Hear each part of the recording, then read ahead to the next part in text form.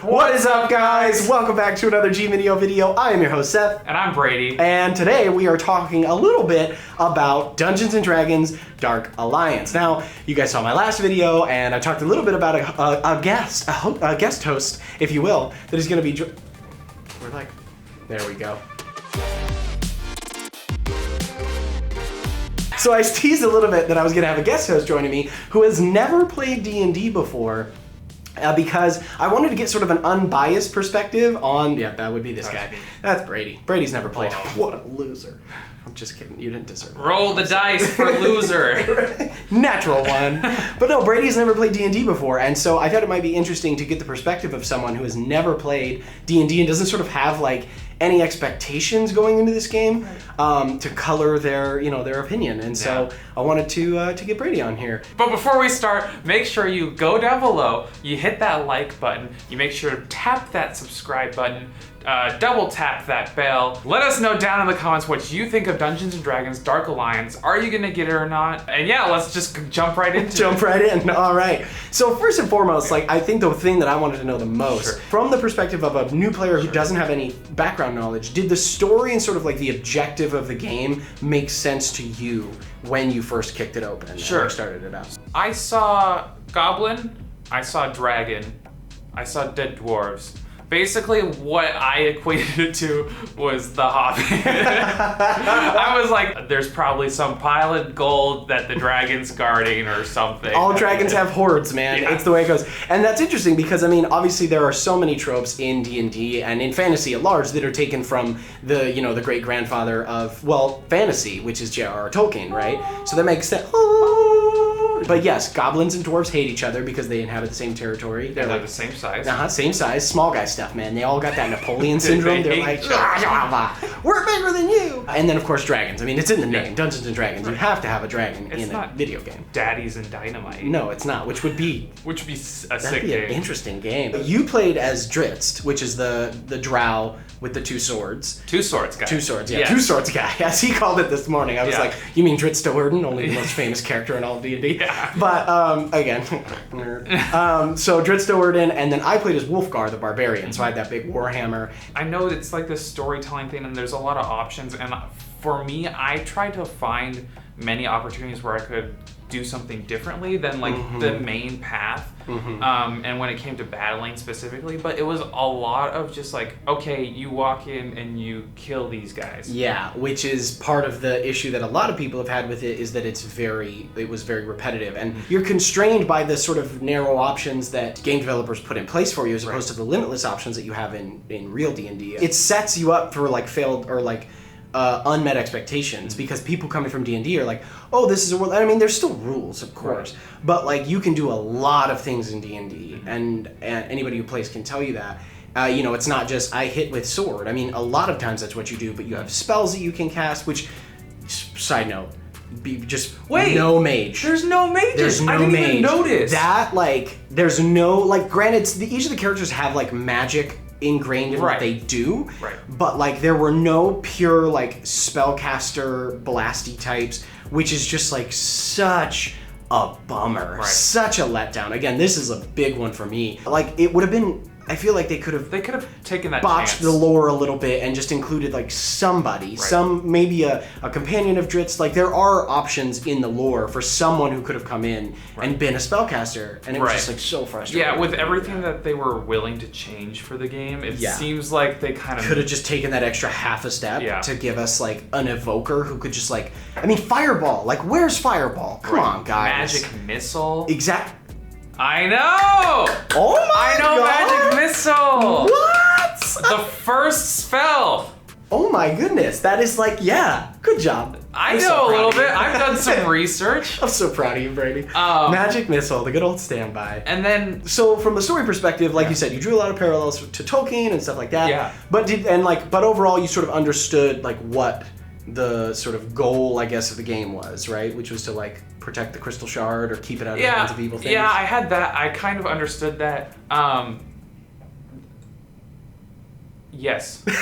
I kind of understood that a little bit. This is where I kind of come in and say, okay, this must be like, I think this is a bit of a failing on the part of the game developers, is because, and I mean, in a large part, they're relying on their audience to know something about it, but in the interest of opening up D&D to an entirely new audience, I think that they should have taken a little bit more time to really develop that story and really show people what, you know, the full length and the history and things like that. Like, I think they could have gotten away with a little bit more. Even me not knowing anything about Dungeons & Dragons, I kind of like expected like this whole story to like unfold and be told to me, because that's what I attribute to Dungeons & Dragons. It's storytelling, and it's kind of like group storytelling kind of.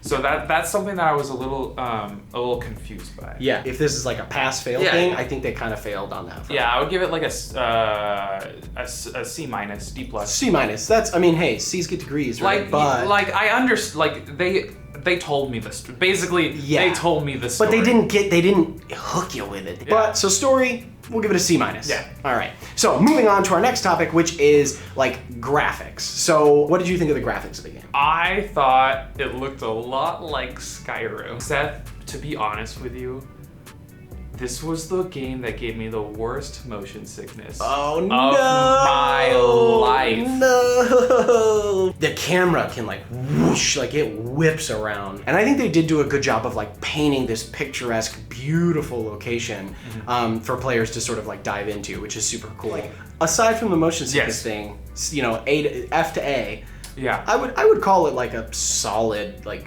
B plus for me. I was enthused, but I'd give it like a B, just because I was running on PC, so maybe I could have turned up the graphics a little bit, but base game loaded in, I could have had better, but it definitely was not bad at all. Not bad. So again, like B. Solid in the B category. Yeah. Moving on to our next topic, which is kind of, we already talked about the mechanics and like the combat and how that felt. I think this is going to be the longest one. And let's just get into it. I didn't find myself locking onto anything. You know what? I didn't either. I didn't use the lock on because it would get me into this gross over the shoulder. I couldn't see anything around me. Yeah, I remember someone talked about how like when you locked on, it made the mistake of like really narrowing the field of view of the actual game, as opposed to like, I don't know, the way that they did it was poorly executed. Yeah. And like, I mean, I loved the actual like moves and stuff that I could do, which were super cool. Yeah, it felt really like solid. Like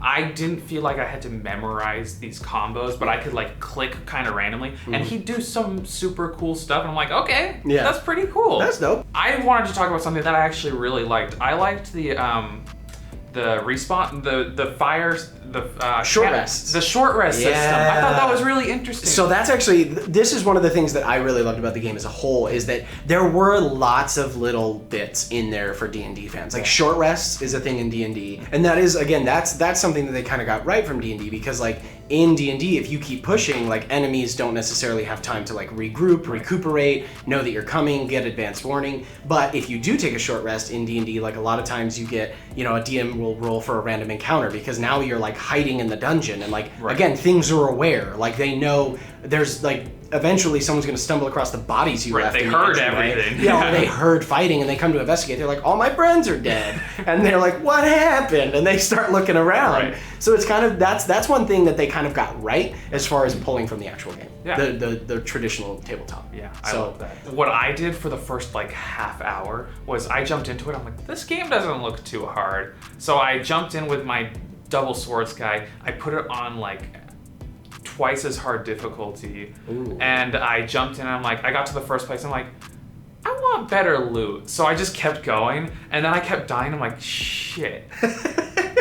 I did all the stuff that I need to do in one spot, so I just kind of ran around them. And none of them follow you, by the way. No, they do not. And this was a big complaint, again, and I noticed it very hard when I played the game, is that the AI is super unresponsive. And like, I literally could sit there and you can just ranged attack, and they don't do anything, which is like, as a D&D player, I was just like, oh my god, huge fail on part of the developers. The first mission, if I can walk you guys through it, is just, you're taking out trebuchets or crossbows, big crossbows, big siege weapons. All I had to do was run up, hit it, and then I could just leave. Yep. You know, and that's the end. And objective completed. Yeah. Despite the fact that there's enemies everywhere, they're like, well, I guess we'll just let them go now. Overall, Wow, that was a long. Well, you're right. Yeah. That was a long section. But overall, the mechanics and the combat system, I'm gonna give it a C. Even for someone like.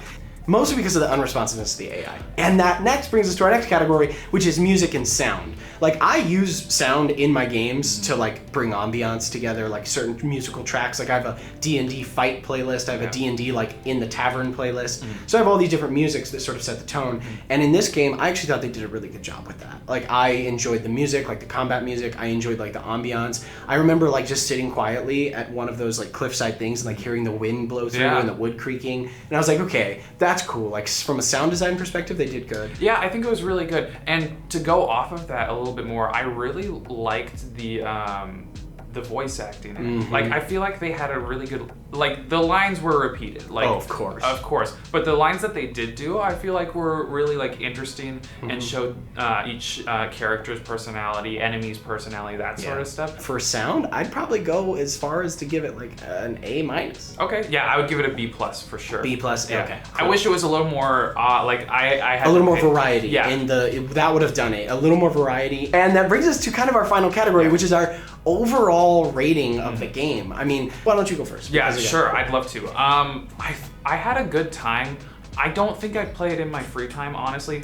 A lot, because it made me so sick. That's such a It made me so sick. And I think the combat system could use some updating. I would love to see, I know that all of them have like 8 special abilities that you can switch between. I'd love to see somebody play through all the characters and see what abilities they have.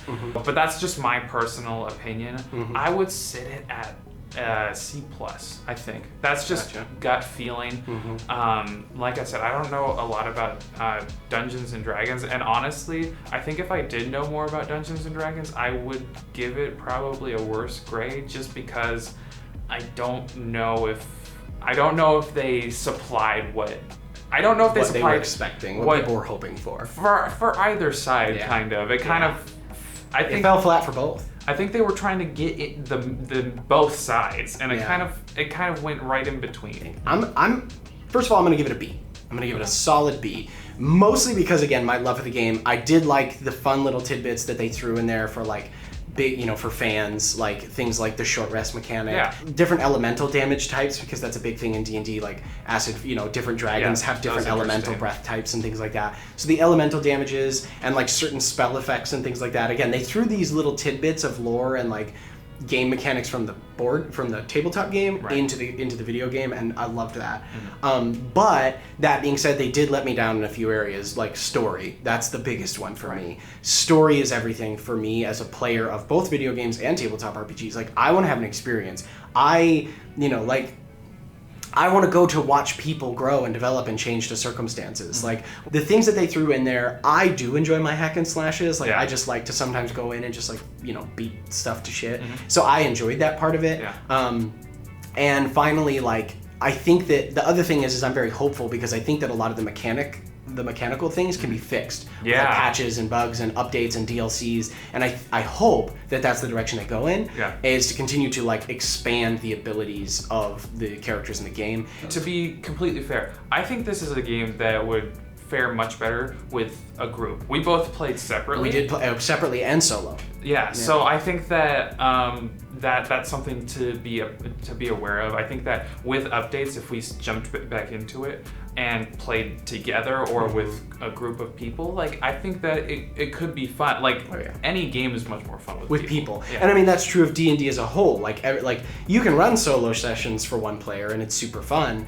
but everything, like, when you get to like that 4-person, 5-person party at a D&D table, that's where all the magic happens. Like, people jumping in together, doing different things, having different ideas, like, that's where the magic happens in D&D on tabletop. And I think that's where a lot of this game would shine as well. Maybe in the future, if they do some DLCs or some updates, I'll be letting you guys know about that. We'll run it back, do it again, maybe play together this time. Maybe we can play some tabletop. Ooh, dude, Say less, bro. Say less. I would love to even not make a video, just have the four of us sitting around a table, maybe even just in the office, crack open a few cold ones. Crack a cold one. And play some good old-fashioned D&D. I'm waiting. I'm ready, dude. I'm ready. Ready for the day when you guys are like, let's make some characters. Mark, I already kind of got, like, asked Mark some questions. Mark wants to be a necromancer, which is kind of surprising, but it's not surprising at the same time. Yeah, I can definitely see it. But speaking of, let us know in the comments down below. Would you guys like to see a video where I ask all of the other hosts like questions to figure out what their D&D class and character and race would be? Because I would have so much fun doing sort that. of like quiz sort of thing? like almost like BuzzFeed quizzes, but cool. D&D style, where I kind of get you guys to like pick a class and and race and things like that, and build a D&D character, and then who knows, maybe we'll do a live stream at some point or something, do a little D&D. That'd be great. That would be pretty cool. I would be lost, but that's fine. That's what the Dungeon Master's for. To hold your hand through the process. Yeah, so make sure you comment down below letting us know if you'd like to see that, or what you think of Dungeons & Dragons Dark Alliance. Make sure you give us that good old thumbs up if you haven't already, subscribe, and that's our video. As always, guys, game it till you make it. Bye. Guys.